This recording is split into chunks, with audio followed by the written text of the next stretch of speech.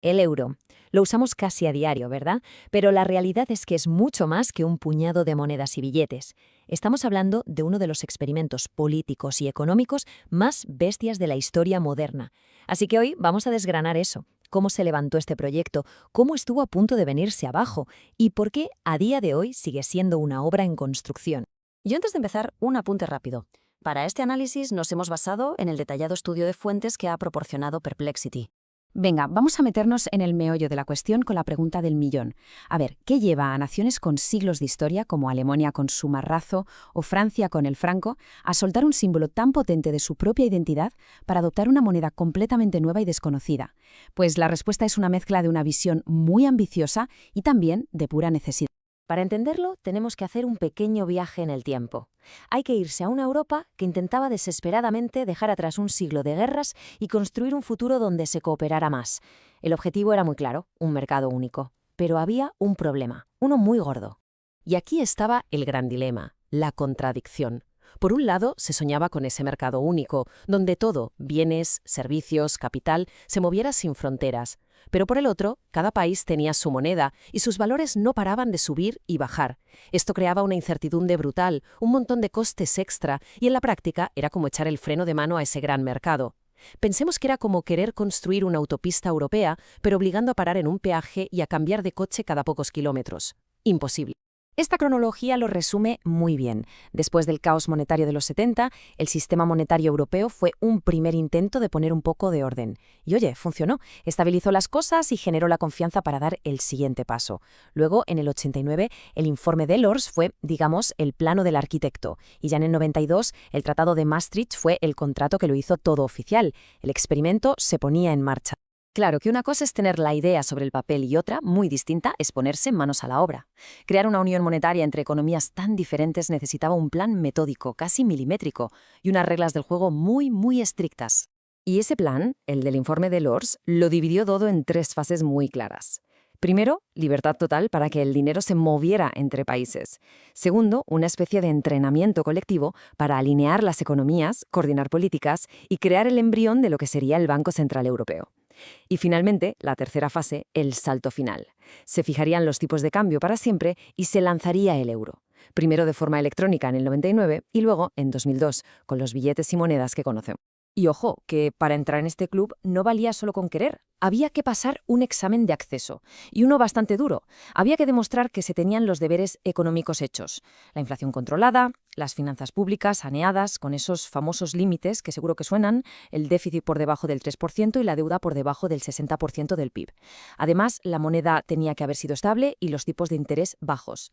Estas reglas, los criterios de Maastricht, eran la garantía de que todos los socios partían de una base económica parecida y, sobre todo, sólida. Y la verdad es que durante la primera década la cosa parecía ir sobre ruedas. Pero el sistema estaba a punto de enfrentarse a su primera gran prueba de fuego, la crisis financiera mundial de 2008, que aquí en Europa se transformó en la brutal crisis de la deuda soberana. Y fue entonces cuando se descubrió un fallo de diseño garrafal. A ver, para entender bien lo que pasó, hay que pararse un momento en un concepto clave de la economía, la llamada Trinidad imposible. Suena complicado, pero la idea es sencilla. Dice que de estas 3 cosas, un tipo de cambio fijo, libertad para mover el capital y tener tu propia política monetaria independiente, solo se pueden tener 2 a la vez. Hay que elegir. Entonces, ¿qué pasó con la eurozona? Pues que, al crear el euro, eligió un tipo de cambio fijo para siempre y la libre circulación de capital. ¿A qué renunció? A tener una política monetaria propia. Cuando la crisis golpeó con toda su fuerza a países como Grecia, Irlanda o España, se encontraron sin sus herramientas de siempre. Ya no podían devaluar su moneda para exportar más barato, ni bajar sus propios tipos de interés para animar la economía. Estaban, en pocas palabras, atados de pies y manos. Y aquí está la clave de todo, el gran fallo de diseño. Se había construido una unión monetaria, un tejado común para todos, pero no una unión fiscal. O sea, cada país tenía su propia política de impuestos y de gasto. Era como una casa con un tejado único, pero donde cada vecino tenía que arreglar las goteras con sus propias herramientas y sin poder contar con la ayuda del resto. La unión estaba incompleta. La situación era crítica, de verdad. El euro estaba al borde del precipicio y los mercados apostaban abiertamente a que se rompería. Hacía falta una respuesta que sonara a golpe en la mesa para salvar el proyecto. Y esa respuesta llegó en el verano de 2012. Estas palabras. Fueron solo unas pocas palabras de Mario Draghi, que era el presidente del Banco Central Europeo, pero lo cambiaron absolutamente todo.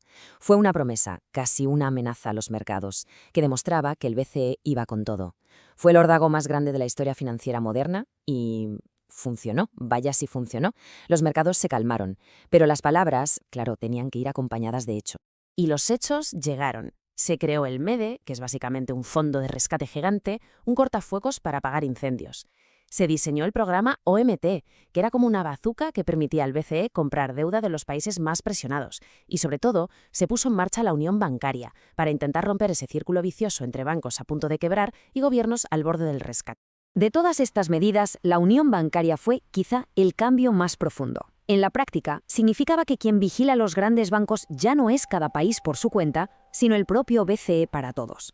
También se creó un sistema común para gestionar la quiebra de un banco, para que el marrón no se lo comieran solo los contribuyentes de ese país. El tercer pilar, una garantía de depósitos para todos, sigue en el tintero. Un recordatorio de que esta construcción, como decíamos, no ha terminado.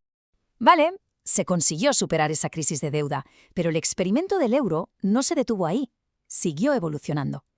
Y la siguiente gran prueba, la pandemia de la COVID-19, iba a traer otro cambio que nadie se esperaba. La siguiente gran prueba fue, claro, la pandemia.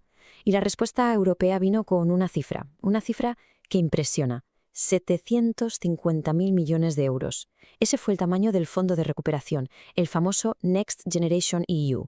Y ojo, porque esto es mucho más que dinero, es un cambio de paradigma. Por primera vez en la historia, la Unión Europea, como bloque, salía a los mercados a pedir prestado a lo grande para financiar un plan. Se rompió un tabú histórico, la emisión de deuda común, un paso de gigante hacia esa unión fiscal que tanto se echó en falta en la crisis anterior. Entonces, si hacemos una foto hoy, ¿cómo está la construcción? Pues la unión monetaria, el tejado, está completo. La unión bancaria está muy avanzada, aunque le falta ese tercer pilar que decíamos. Y la unión fiscal, bueno, a pesar del paso histórico de los fondos, sigue siendo la pieza más incompleta del puzzle. El proyecto sigue efectivamente en obra. Y por supuesto, el camino que queda por delante no es precisamente un paseo.